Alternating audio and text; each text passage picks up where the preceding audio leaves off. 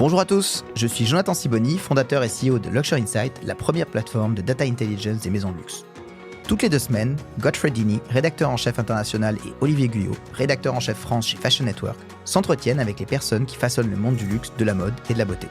Nos invités partagent leur parcours, leur analyse du marché et leurs perspectives pour leur industrie. Retrouvez tous les épisodes sur luxuryinsight.com, les réseaux sociaux et toutes les plateformes de streaming. Alors, bon podcast. Bienvenue dans le nouveau podcast Luxury Insight Fashion Network. Aujourd'hui, nous accueillons Tatiana Dupont. Tatiana, bonjour. Tatiana est directrice en charge de luxe, de la beauté et de la mode chez TikTok, la plateforme bien connue de la Gen Z, mais de plus en plus connue au niveau de la France et au niveau mondial. J'avais relevé quelques chiffres quand même. Je lisais que TikTok, c'est 1,7 milliard d'utilisateurs actifs l'an dernier. C'est bien ça ? Alors, en tout cas, c'est effectivement 1 milliard d'utilisateurs par mois dans le monde, 150 millions d'utilisateurs tous les mois en Europe. Donc, effectivement, on a la chance de connaître une belle croissance et de toucher beaucoup de gens dans le monde. Quel est le rôle de TikTok ? Parce que beaucoup d'entre nous l'ont sur leur smartphone, mais quelle est l'histoire et la vocation première de ce média ? Ouais, c'est une très bonne question de commencer par ça parce que c'est vrai que je pense que la nature humaine, on aime bien comparer les choses, mais on a une identité qui est assez unique. TikTok, c'est vraiment une plateforme d'expression créative. Les utilisateurs, donc le milliard de personnes qui se connectent tous les mois, ils vont sur TikTok pour vraiment exprimer leur créativité, pour se nourrir d'histoires, pour découvrir des marques, pour découvrir des créateurs, pour, en anglais, on dit être entertained. Donc, je suis désolée pour le franglais, mais être entertained, ça veut pas forcément dire que s'amuser, rire, etc. Évidemment, l'humour, ça a une place qui est très importante sur TikTok, mais c'est aussi beaucoup la culture, les arts. Et de plus en plus, ce qu'on voit, c'est que les utilisateurs se connectent à TikTok vraiment pour apprendre des choses sur plein de sujets qui émergent. Donc, vous pouvez imaginer qu'avec 1 milliard de personnes par mois, il y a beaucoup de sujets qui sont abordés. Donc après, c'est évidemment, et j'imagine qu'on y reviendra, mais la puissance de l'algorithme qui va vous pousser tel ou tel contenu, que ce soit, je ne sais pas si c'est la géologie, votre passion, ou la mode, a priori, ou autre chose. On va revenir effectivement sur le mode de fonctionnement de la plateforme. Je voulais aussi revenir sur votre parcours parce que j'étais assez surpris, mais aujourd'hui vous êtes chez TikTok, plutôt Gen Z, mais vous avez commencé en fait votre carrière dans l'édition. Vous êtes passé par aussi des grands médias comme France Télévisions, le Wall Street Journal. New York Times, pardon, excusez-moi, c'était pas le bon. Donc, qu'est-ce qui vous a mené dans cet univers-là avant d'être chez TikTok, vous étiez chez LinkedIn aussi. Donc, exactement. Déjà sur une plateforme sur le net. Qu'est-ce qui vous a mené de l'univers de l'édition très physique à du numérique ? C'est vrai que moi, je fais partie de cette génération où le numérique, finalement, on est passé entre les gouttes. On n'a pas étudié le digital, etc., ou très peu, les prémices. En tout cas, quand je faisais mes études, effectivement, je voulais travailler dans l'édition. C'était mon premier souhait. Mais j'avais aussi envie d'une carrière internationale. J'ai toujours beaucoup voyagé. J'ai eu la chance de déménager beaucoup plus jeune. Donc, j'ai toujours été très intéressée par le changement de manière générale, on va dire. Donc, j'ai commencé très rapidement dans l'édition et je me suis très vite dirigée vers les médias à l'international. Et c'est en arrivant au New York Times que j'ai commencé à gérer des comptes luxe. À l'époque, on disait les comptes stratégiques. Donc, notamment, je travaillais beaucoup avec le groupe Richemont et toutes les maisons du groupe Richemont. Quelle était votre mission à l'époque ? Qu'est-ce que vous faisiez en relation avec Richemont et d'autres acteurs du luxe ? À l'époque, je travaillais donc à la régie du New York Times. Donc, mon boulot, c'était vraiment d'accompagner les différentes maisons sur des différentes campagnes de lancement qu'ils allaient avoir sur le New York Times.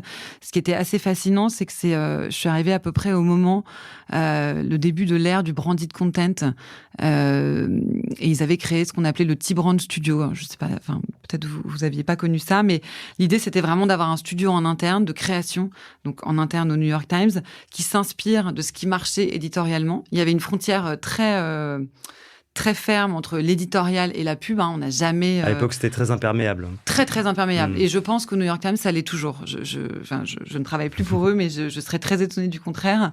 Mais l'idée, c'était plus de se dire, comme le New York Times, c'est digitalement, un média qui est très fort pour créer des expériences immersives dans la façon de scroller avec le son qui se mettait en place. C'était très innovant, donc ça remonte à quelques années déjà. On allait vraiment s'inspirer de qu'est-ce qui avait marché pour des articles de presse ou en tout cas des investigations et l'appliquer pour des marques. Donc j'ai travaillé... je me souviens à l'époque, Vacheron Constantin avait lancé une marque qui s'appelait Harmonie. Donc on avait fait une construction de contenu autour de l'harmonie dans la danse. On avait tourné des vidéos avec Benjamin Millepied à l'opéra ou l'harmonie dans la sculpture. Voilà. Donc c'était les accompagner sur leur prise de parole. C'était de la pub, mais d'une façon un peu poussée avec du contenu. Mmh. Et ça, qu'est-ce qui vous intéressait là-dedans? Et est-ce que justement dans l'évolution de votre métier, peut-être il y a des gens qui vous ont orienté, ou en tout cas est-ce qu'il y a eu un déclic pour basculer dans d'autres univers? Ouais. En tout cas, je pense que ce qui est intéressant, c'est qu'il y a un fil conducteur. Je pense dans ma carrière, qui a toujours été autour du contenu, d'une manière ou d'une autre, et on y reviendra. Après, c'est la première fois que je travaillais vraiment avec des marques de luxe, de mode, etc. Bon, j'avais fait des stages chez Guerlain, etc. Enfin, j'avais une appétence pour ces produits-là, mais on va dire que c'était la première vraie expérience, et ça a été... je vais pas dire que ça a été une révélation, mais c'est sûr que ce qui m'intéressait, c'était vraiment de comprendre la vision et la stratégie de ces marques que parfois on imagine un peu old school, Oui. ou pas forcément très innovantes. Et en fait, moi, j'ai l'impression qu'au contraire, les marques de mode et les marques de luxe en général, avec le respect que certaines vont avoir pour l'héritage et pour une tradition très forte des savoir-faire, elles sont pas prêtes à tout, mais elles sont quand même très à l'écoute de tout ce qu'il y a de nouveau. Donc ça, c'est quelque chose que j'aime beaucoup, parce que j'aime beaucoup l'idée d'avoir en même temps une tradition et un héritage très fort, et en même temps d'être dans le moment et même dans le futur presque. Mmh. Et puis c'est sûr qu'il y a un environnement créatif que moi je trouve passionnant, notamment avec les marques de mode encore plus. Et je trouve que moi, dans mon métier, ce que j'aime aujourd'hui, c'est vraiment de comprendre ces marques et d'être capable de proposer des choses, d'arriver avec des idées, tout en respectant l'ADN de chaque directeur artistique, de chaque maison, etc. Vous avez rejoint en 2016 LinkedIn. Oui. À l'époque, c'était pas forcément une plateforme encore très, très, très puissante comme elle peut l'être aujourd'hui. Quelle était la mission? Quel était le rôle encore à travailler avec les marques de luxe dans le secteur de la mode et de la beauté? C'était déjà ça. Hein. Donc, qu'est-ce que vous avez défriché finalement à cette époque chez LinkedIn? Oui, et je me souviens qu'à l'époque, c'était un choix un peu cornélien, parce que j'étais au New York Times, qui est quand même un titre incroyable, de référence, qui selon moi, peut d'une certaine manière changer le monde, parce que ça reste un des seuls titres qui fait vraiment de l'investigation.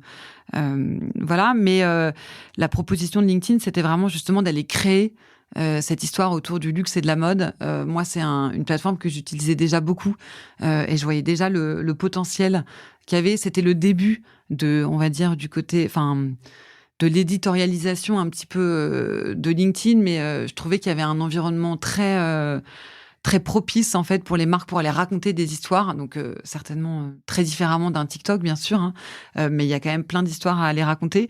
Et donc quand je suis arrivée chez LinkedIn, ce qui m'a donné envie, c'est le côté très entrepreneur, hein, parce qu'il y avait il y avait très peu de marques en fait qui étaient même présentes sur LinkedIn. Je me souviens que dans les premiers rendez-vous que j'ai faits, moi j'ai plutôt l'habitude d'échanger avec les directions marketing ou digital ou de l'image. Je me suis retrouvée avec la DRH d'une très grande maison alors que c'était pas... Voilà, mais parce qu'en fait, les gens considéraient que si j'étais chez LinkedIn, forcément, je venais parler de ressources humaines. Et je me souviens qu'elle était passablement... qu'elle avait un peu l'impression que je lui faisais perdre son temps. Mais bon, moi, j'avais pas demandé à avoir cette DRH, en l'occurrence. Donc il y a eu tout un travail. J'y suis restée presque 7 ans. Oui.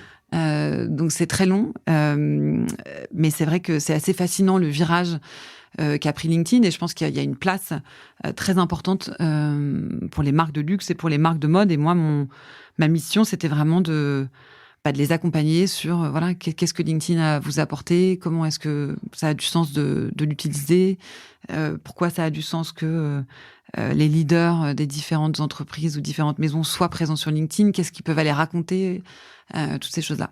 Alors qu'est-ce que justement sur une plateforme comme LinkedIn, en tant que leader, on peut prendre la parole ou quels sont les discours qu'on délègue. Vous avez un peu des souvenirs de choses réussies ou de choses moins réussies, c'est possible. En tout cas, ce qui est sûr, c'est que les membres qui se connectent à LinkedIn, ils sont c'est un environnement qui est très captif. La visite, elle est quand même assez longue.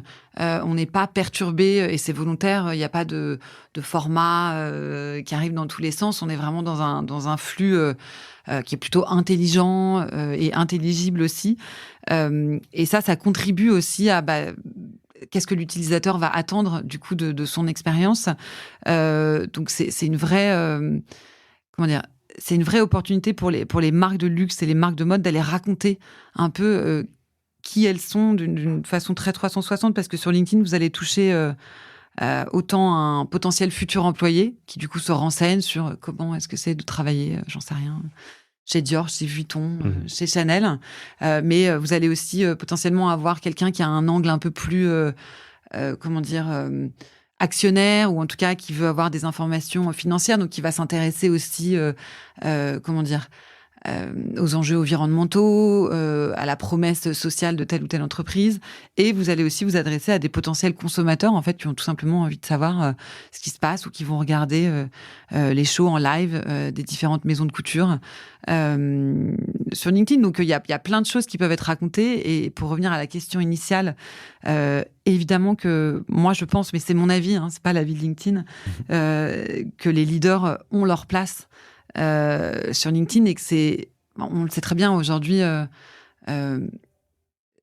c'est important d'être ouvert, et même pour une industrie comme le luxe, encore plus peut-être que la mode, mais qui a pu être un peu secrète dans le passé, et qui a pu on a pu se dire que garder l'exclusivité, c'était être un peu vivre caché. Je pense qu'aujourd'hui, il faut garder une part de mystère, bien sûr, mais que c'est hyper intéressant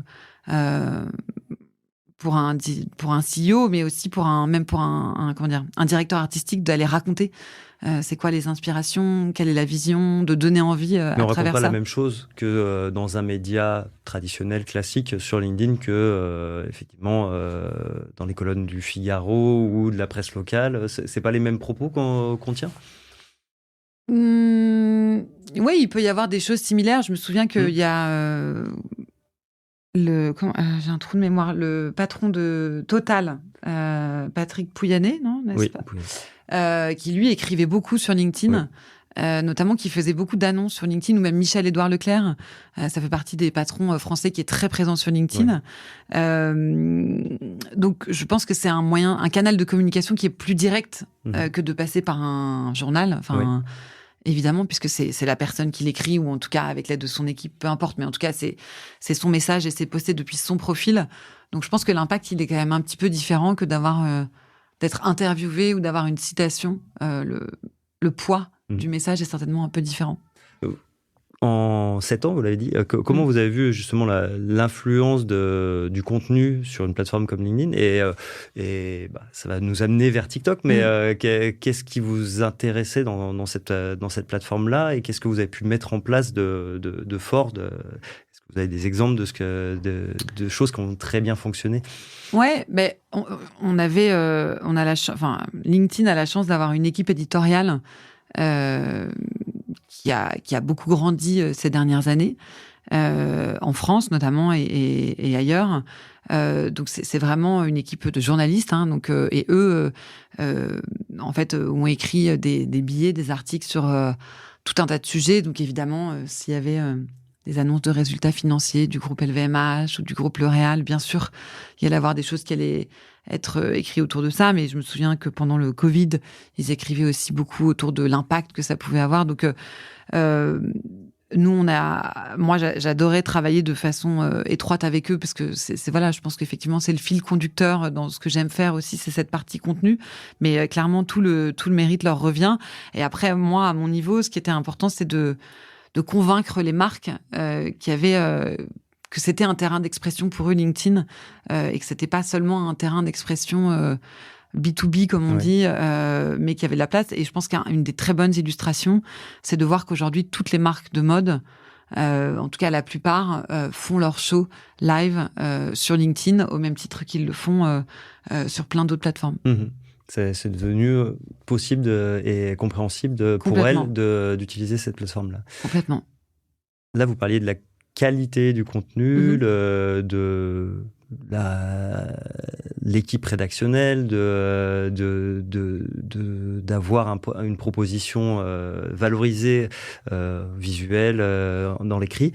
L'an dernier, vous avez choisi, vous êtes recruté par TikTok. Ouais.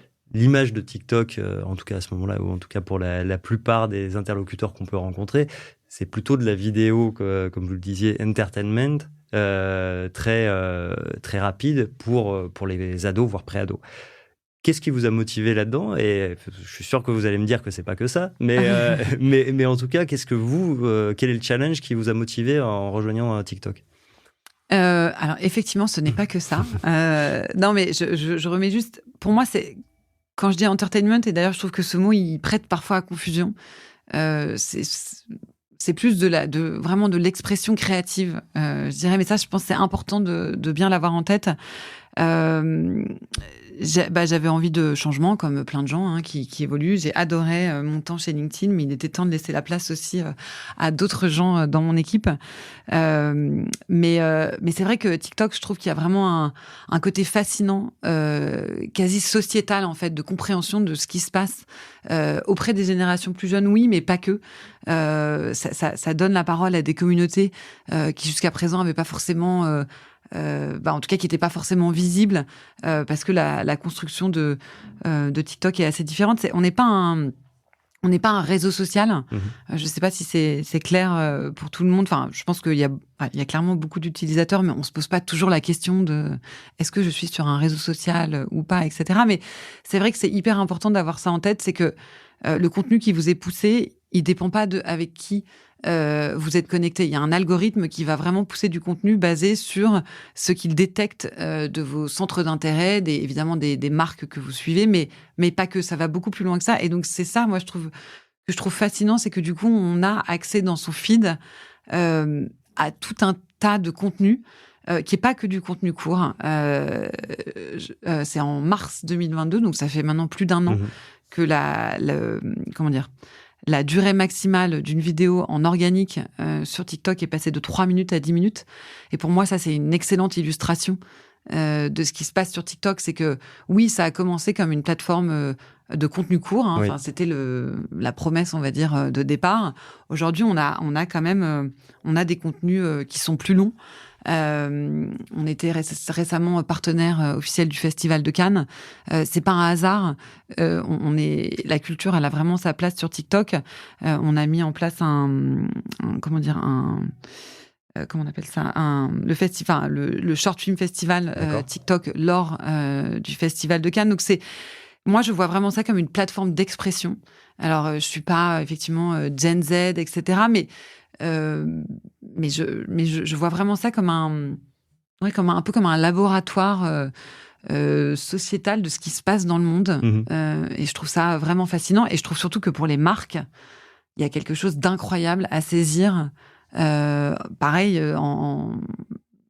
pour s'exprimer d'une certaine manière. Justement, au niveau des réseaux sociaux ou des différentes plateformes, chaque plateforme, que ce soit du YouTube, d'Instagram, d'autres plateformes, du Snap, chacun a plus ou moins trouvé, ou en tout cas a un ton et les marques l'utilisent pour un certain type de contenu, notamment sur tout ce qui est visuel et vidéo, pardon.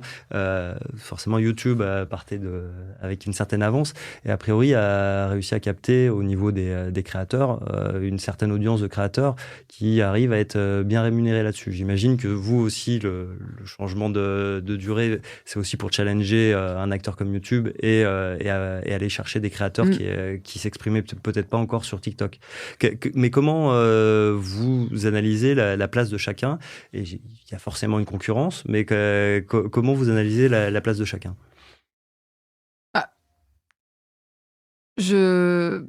En tout cas, ce qui a motivé le changement, par exemple, des 3 minutes à 10 minutes, et on va dire, c'est aussi regarder ce qui se passait sur la plateforme. Et ce qu'on voyait, c'est qu'on avait aussi des contenus...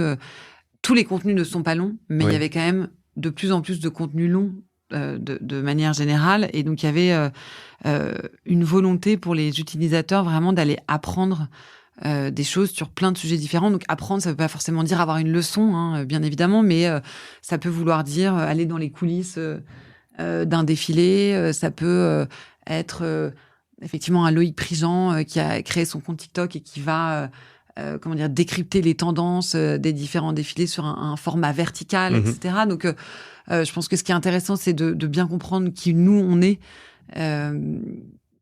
Et ce qu'il faut retenir de TikTok, je pense qu'il y a 3 choses qui sont très uniques à qui on est. C'est effectivement ce format vertical qui est vraiment en plein écran. Donc, ça permet une sorte de... comment dire, en anglais on dit escapism, mais voilà, d'entrer dans une image presque. On est une plateforme où le son est hyper important. Par défaut, quand on ouvre TikTok, le son va se lancer.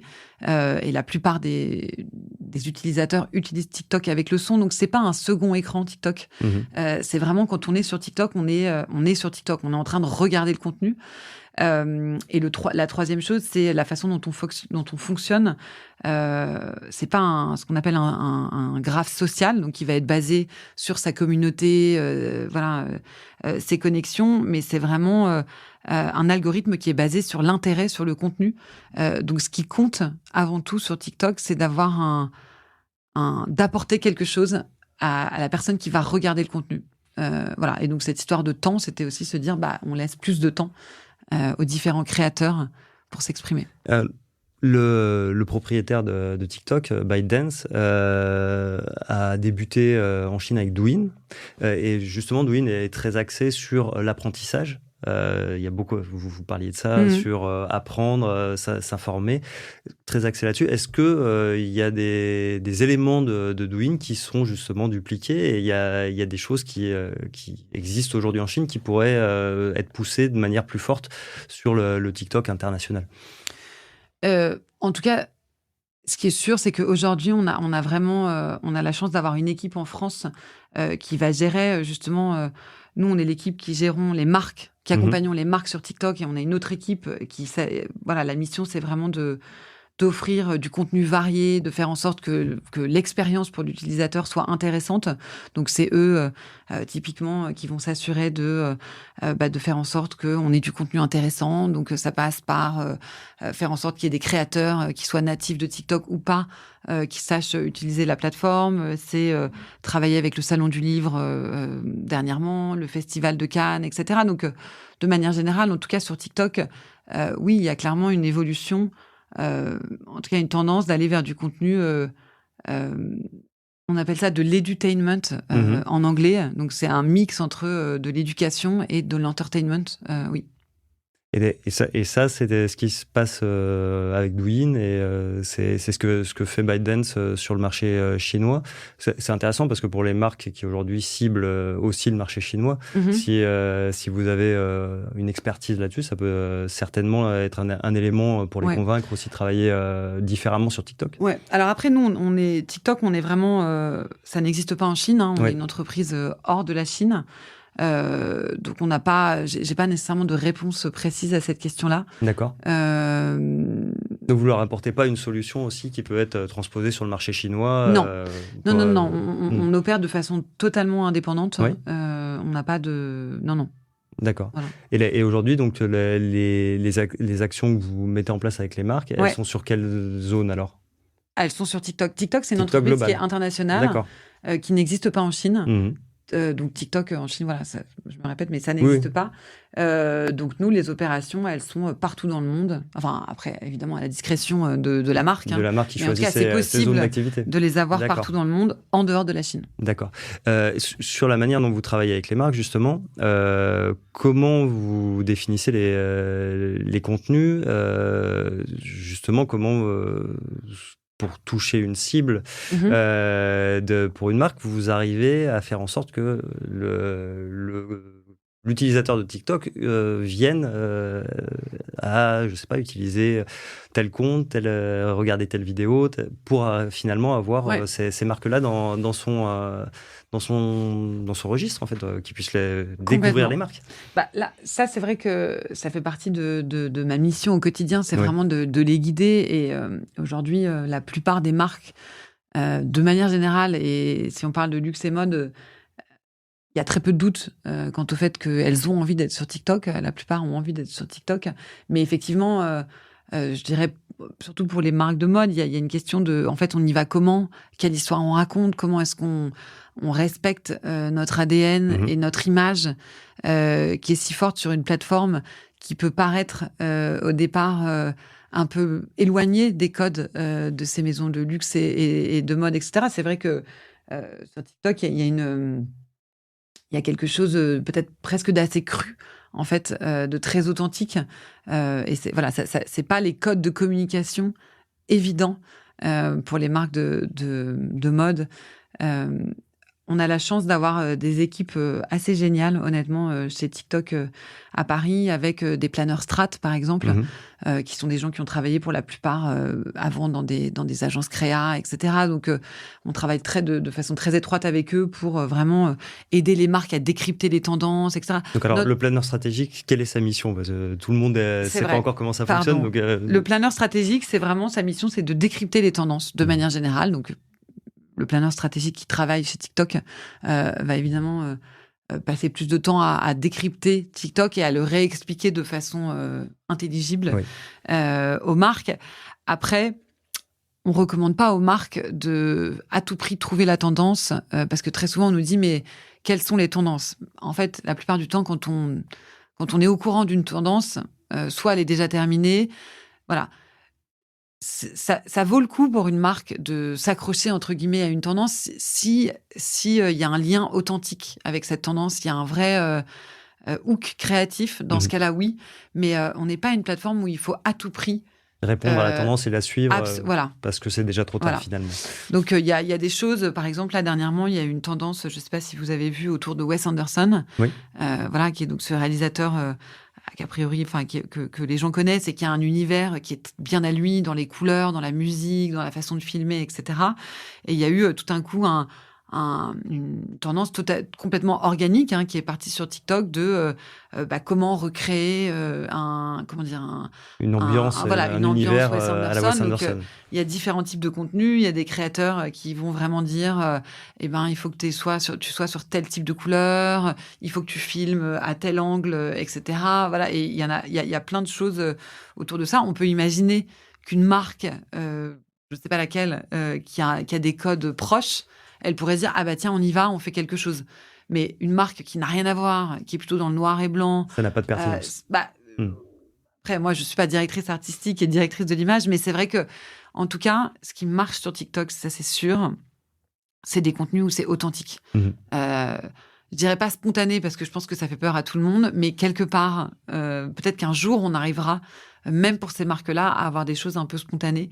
Voilà. Sur justement les tendances et tout ce qui est peut-être sous-jacent ou qui pourrait arriver, au sein de TikTok, vous avez, j'imagine, de l'IA, de l'intelligence artificielle ou en tout cas de la data qui vous permet d'identifier des petites tendances qui sont en train d'émerger. Comment ça fonctionne justement pour les planeurs stratégiques, mais pour vos équipes, pour savoir comment conseiller les marques? Je dirais que plus que la data, c'est vraiment nous qui comprenons en fait ce qui se passe. Donc c'est l'humain. Ouais. Ce qui se passe sur la plateforme. et qui connaissons a priori bien, ou en tout cas on fait le maximum pour connaître bien les marques avec lesquelles on travaille, pour être capable de se dire tiens, il se passe ci ou ça. Mais vraiment notre angle dans l'équipe avec laquelle je travaille, c'est vraiment penser aux bénéfices qu'aura l'utilisateur en regardant tel ou tel contenu et comment est-ce que nous on peut conseiller les marques autour de ça. Après, on a donc cette équipe de planeurs stratégiques. On a aussi la chance d'avoir une autre équipe plus créative. Enfin, plus créative. Ils ne sont pas plus créatifs, mais en tout cas créative, qui peut nous aider à bosser sur des projets un peu plus transverses pour vraiment répondre à des demandes. Je ne sais pas si une marque veut travailler sa notoriété autour du show spécifiquement. Et ben nous, on peut faire de l'idéation. Puis aller jusqu'à les aider à transformer cette idée-là. Donc on a vraiment pas mal de ressources, mais plus que la data, tout est autour de la créa. De créa plutôt. Est-ce que justement les projets créa sont sur des one-shots ou est-ce qu'ils peuvent être sur des temps très ciblés ou est-ce que ils peuvent être sur, je sais pas, 3 mois, 6 mois? Est-ce que vous travaillez sur des campagnes de moyen long terme?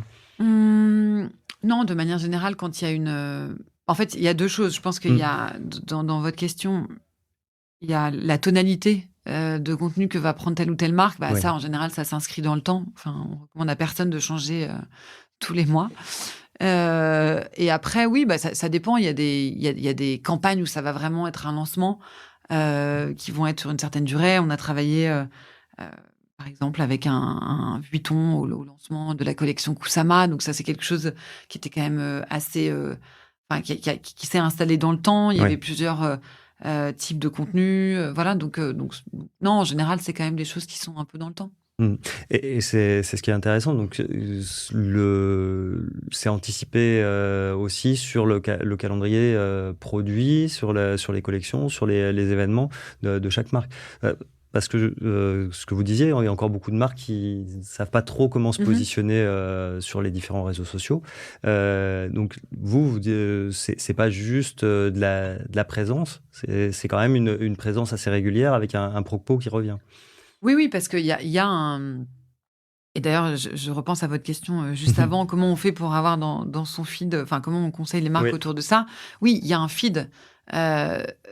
Donc, évidemment, on encourage les marques à avoir une présence organique et à raconter l'histoire qu'ils ont envie de raconter avec la tonalité et à adopter les codes de TikTok et la grammaire de TikTok qui est un petit peu nouvelle et particulière. Donc, bien sûr, je pense que c'est hyper important pour une marque d'avoir une vraie stratégie éditoriale qui peut être autour de... je ne sais pas, si je prends l'exemple d'un Louis V, par exemple, ils font beaucoup de choses autour des shows. Sur TikTok, on y reviendra peut-être. Il y a des choses, je pense, assez intéressantes qu'ils ont faites, mais ils ont aussi ils ont beaucoup de contenu autour de tout l'artisanat parce que c'est vraiment leur ADN. Et on sait que sur TikTok, les gens, ils ont envie de comprendre en fait comment est fait tel sac, telle veste, toutes ces choses-là. Là, je voyais qu'ils faisaient maintenant du contenu avec certaines des égéries ou en tout cas personnes avec qui travaillent sur les différents shoots où ils leur demandaient vraiment des questions carrément sur quels étaient les meilleurs conseils qu'ils ont reçus dans leur vie, etc. Donc il y a une dimension plus lifestyle, vraiment le monde un peu Louis V, la vision, donc ça je pense que c'est des choses très intéressantes parce que c'est vraiment eux, mais ils le font d'une certaine manière. Il y a 2-3 contenus qui sont un peu décalés, où on voit un photoshoot, par exemple, avec la mannequin Émilie, je suis désolée si je ne prononce pas bien son prénom, Emrata, on va dire. Oui. Et on voit une créatrice TikTok qui arrive, qui elle est en train de faire un TikTok, évidemment, et donc du coup qui arrive sur le shoot. Donc c'est des petites choses un peu décalées, mais on garde l'ADN. Ils ont gardé l'ADN de leur marque, donc c'est évidemment ça. Tout le challenge, c'est effectivement ça, c'est de réussir à garder l'ADN premium, luxe au sein de TikTok, mais avec les codes de TikTok. Est-ce que pour ça, ce sont vos équipes qui les accompagnent ou est-ce que de plus en plus les marques ont des gens intégrés? C'est une bonne question. C'est une question qu'on nous pose souvent. Honnêtement, il y a des marques, oui. On voit que les marques commencent à créer des équipes quasi dédiées de création de contenu TikTok pour que ce soit plus Juste on fait un petit contenu TikTok en plus. Quand même, globalement, on voit de plus en plus ça. Après, évidemment, il y a beaucoup d'agences qui se sont spécialisées et qui sont excellentes sur la création de contenu TikTok. Nous, on fait pas la création de contenu pour eux. On fait pas non plus leur stratégie éditoriale. On est vraiment là pour les aider à comprendre ce qui se passe. Parce que je pense que c'est intéressant aussi d'avoir bien ça en tête. Par exemple, on peut avoir l'impression que sur TikTok, tout doit aller vite, etc. C'est pas le cas. Il y a beaucoup de contenu très contemplatif qui marche très bien. Sur TikTok, dernièrement, il y a eu cette campagne, par exemple, Versace avec Dua Lipa. Où sur TikTok, on voit Dua Lipa, effectivement, c'est très très lent. Il y a la musique de Beethoven qui arrive donc en tournant. C'est hyper contemplatif, mais ça marche vachement bien sur TikTok parce que en fait, on est sur un écran, on est en full screen. Il y a la musique par défaut, donc on est complètement dans l'ambiance du moment. C'est ok de prendre son temps. Et en fait, je pense que ça, c'est notre rôle aussi, c'est de montrer. Il y a plein de choses différentes qui marchent. Il y a évidemment tout ce qui va être ASMR, donc tout ce qui va jouer avec le son, avec créer un peu des ambiances, presque on peut les ressentir en regardant une vidéo. Mais après, évidemment, libre aux différentes maisons de s'approprier ce qui leur va. Pour les marques, pour les maisons qui viennent, il y a aussi un enjeu de notoriété, mais aussi commercial. Comment ça transforme et quels sont les leviers pour transformer finalement entre ce contenu très contemplatif et peut-être des choses beaucoup plus pousser un produit, mettre en avant une collection. Comment vous conseillez de rythmer ça et comment les marques arrivent à bien fonctionner sur TikTok? Oui, bien sûr. De toute façon... En tout cas, si on parle d'un point de vue marketing et même média, je dirais, on a tout un tas de formats qui peut servir à différents moments, on va dire, dans l'interaction avec un potentiel consommateur. Donc, évidemment, il va y avoir ce contenu contemplatif qui fait rêver, qui peut accrocher avec une nouvelle personne, etc. Et on a aussi des produits qui ont vraiment pour vocation de lancer l'acte d'achat, donc qui sont beaucoup plus focus produit. On a des formats qui s'appellent par exemple vidéo shopping ads, où on peut acheter.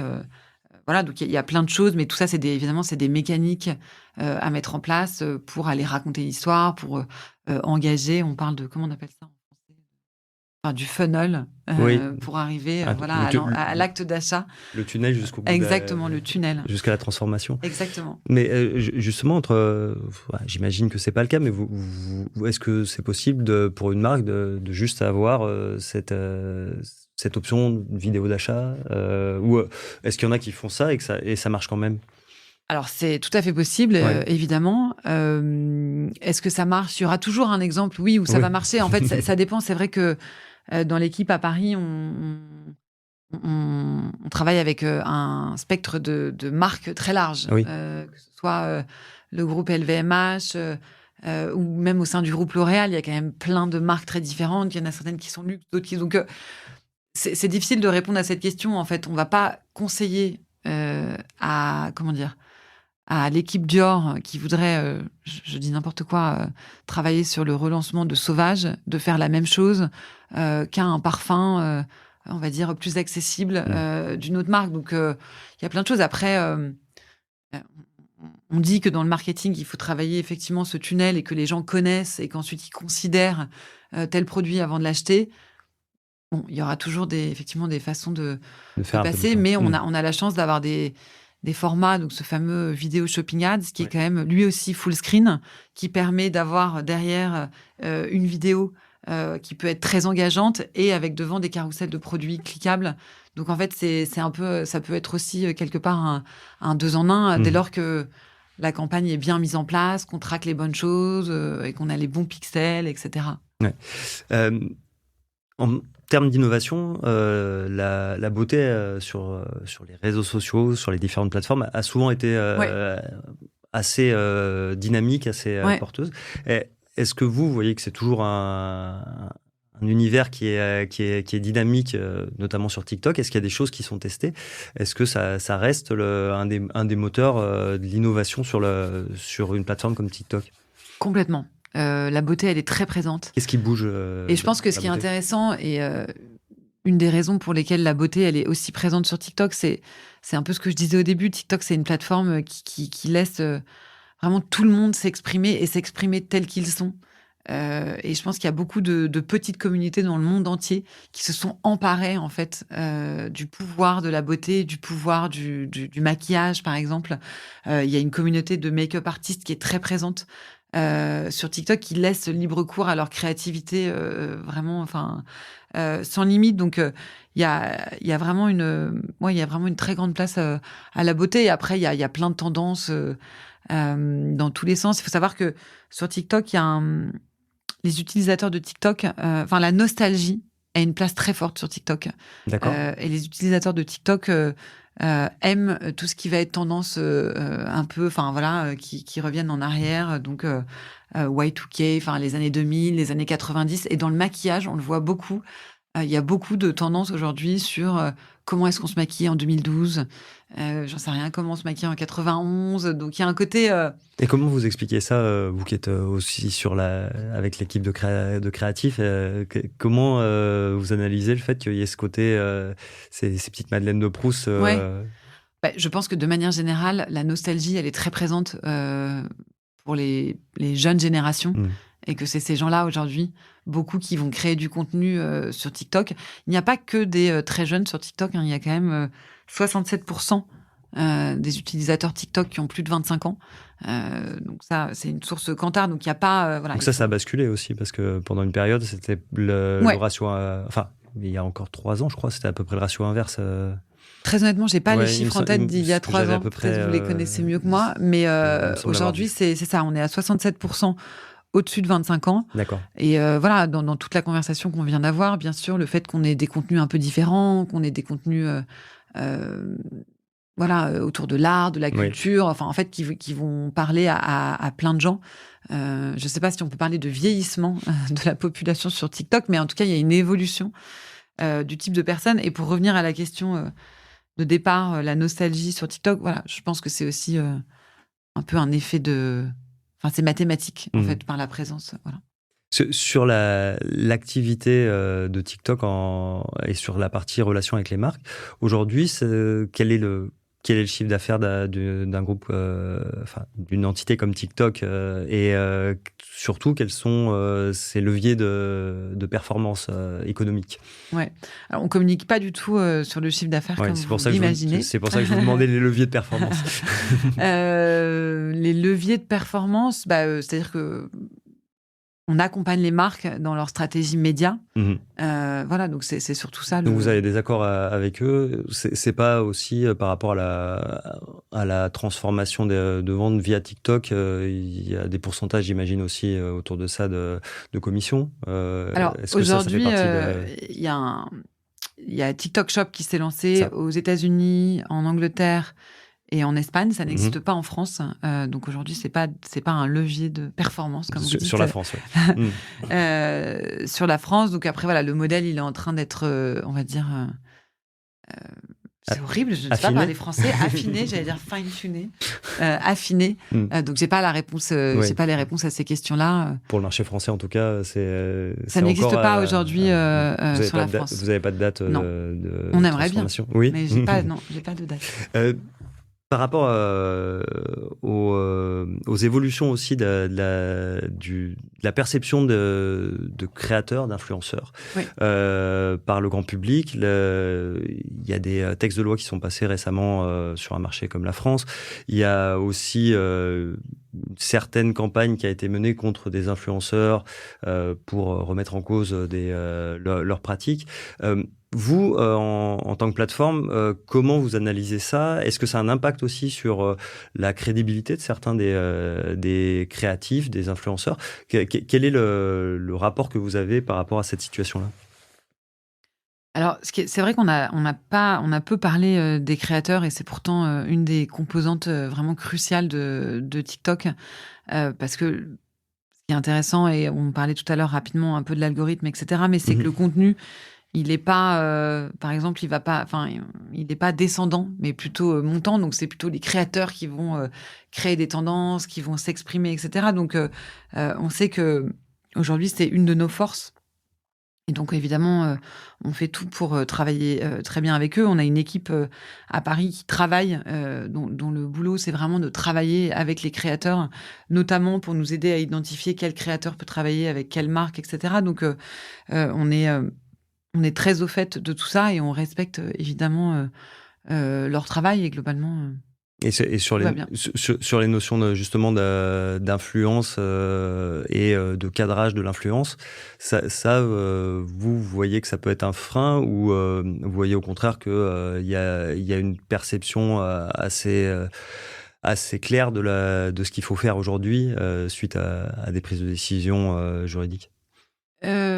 C'est-à-dire, en fait, le Parlement français a instauré que les influenceurs doivent avoir une transparence sur leurs revenus et certains sponsorings ne sont plus admis. Sur une plateforme comme TikTok qui a une grosse influence, qu'est-ce que ça implique comme mise en place? Alors, en tout cas, ce qui est sûr, c'est que nous, la façon dont on travaille avec les créateurs, en tout cas, la façon dont les marques travaillent avec les créateurs, la plupart du temps, c'est quand même à travers des agences de créateurs, etc. Donc, c'est pas directement nous. On n'est pas dans ce système-là. Après, on a des outils aussi qui sont en libre accès, que tout le monde peut utiliser pour se dire, bah tiens, j'ai envie de savoir avec quel type de créateur je pourrais travailler si je cherche quelqu'un qui est dans le domaine de la gastronomie sur tel pays, etc., etc. Donc, on est force de recommandation. On peut être force de recommandation. Après, c'est comme les tendances. A priori, un créateur qui aura été identifié, il a déjà une certaine notoriété. Donc, il y a aussi beaucoup de marques qui vont faire le boulot elles-mêmes et identifier les bonnes personnes, etc. Donc, on a plus un rôle de conseil, je dirais. Après, sur tout ce qui est la position de TikTok par rapport aux décisions parlementaires, ça, honnêtement, j'ai pas de commentaires à faire. Donc, on pourra y revenir, mais moi, j'ai pas de commentaires aujourd'hui là-dessus. Sur justement le rôle des créateurs et sur l'émergence de créateurs, est-ce qu'il y a la place aujourd'hui pour de nouveaux créateurs d'émerger plus que sur une micro-tendance et d'être rémunéré de manière correcte, ou en tout cas pour vivre de ses créations? Alors, à la première partie de la question, est-ce qu'il y a de la place? Oui, je pense qu'il y a bien sûr de la place pour être créateur. On revient toujours à la même chose quand on parle de TikTok. Il y a de la place dès lors qu'il y a quelque chose, qui a un hook créatif, que le contenu de cette personne va apporter de la valeur au quotidien de l'utilisateur qui la regarde. Est-ce qu'il y a assez de place pour en vivre? Ça, je peux pas juger des différents revenus, etc. Mais en tout cas, on est une plateforme. La force une des forces de TikTok et qui fait de nous vraiment une plateforme d'expression, c'est grâce aux créateurs. Ça, c'est sûr. Donc oui, je pense qu'avec 1 milliard d'utilisateurs tous les mois, il y a largement de la place. Dans les prochains mois, sur la prochaine saison, est-ce qu'il y a des projets au sein de TikTok ou des partenariats que vous êtes en train de mettre en place? Vous parliez de Cannes, vous parliez du Salon du Livre. Est-ce qu'il y a des choses qui sont en train de se décanter pour TikTok sur la France ou au niveau européen? Il y a beaucoup de choses qui vont arriver, notamment d'un point de vue partenariat. Malheureusement, c'est une question de jours, mais vous le verrez dans quelques jours. Mais voilà, on continue à s'associer à différents événements culturels, des événements sportifs. Donc ça, je pense que ça va être hyper intéressant en termes de contenu pour l'utilisateur. Après, d'un point de vue marque, on est quand même assez nouveau et finalement il y a tellement de nouvelles choses qu'évidemment on continue d'évoluer. Bien sûr que les évolutions, elles sont beaucoup sur la partie commerce. Donc on a évoqué TikTok Shop, mais on a évoqué aussi les formats, par exemple vidéo shopping ads, etc. Mais c'est vraiment un enjeu pour nous d'affiner tout ça et après je pense que c'est aussi vraiment continuer à accompagner les marques sur adhérer et oser, en fait. Il faut oser et il faut tester le contenu sur TikTok. Donc, pour l'instant, on va se concentrer là-dessus déjà. Vous avez encore ce projet, ce contenu. Il faut évangéliser encore les marques pour les amener à tester des choses. Ouais. Globalement, elles y sont toutes. C'est mais c'est comment on les aide à peut-être événementialiser, voilà. Ouais. Très bien. Merci beaucoup pour ces explications sur TikTok et surtout sur la manière dont vous faites avancer le contenu et la relation avec les marques. Tatiana Dupont, merci pour cet entretien. C'est ainsi que se termine ce podcast Luxury Insight Fashion Network. À très vite pour une nouvelle écoute. Merci beaucoup, à bientôt. Vous venez d'écouter le podcast Luxury Insight et Fashion Network. Si vous avez aimé cet épisode, abonnez-vous à notre chaîne pour découvrir d'autres insights exclusifs de leaders de l'industrie. Retrouvez tous les épisodes sur luxuryinsight.com et toutes les plateformes de streaming.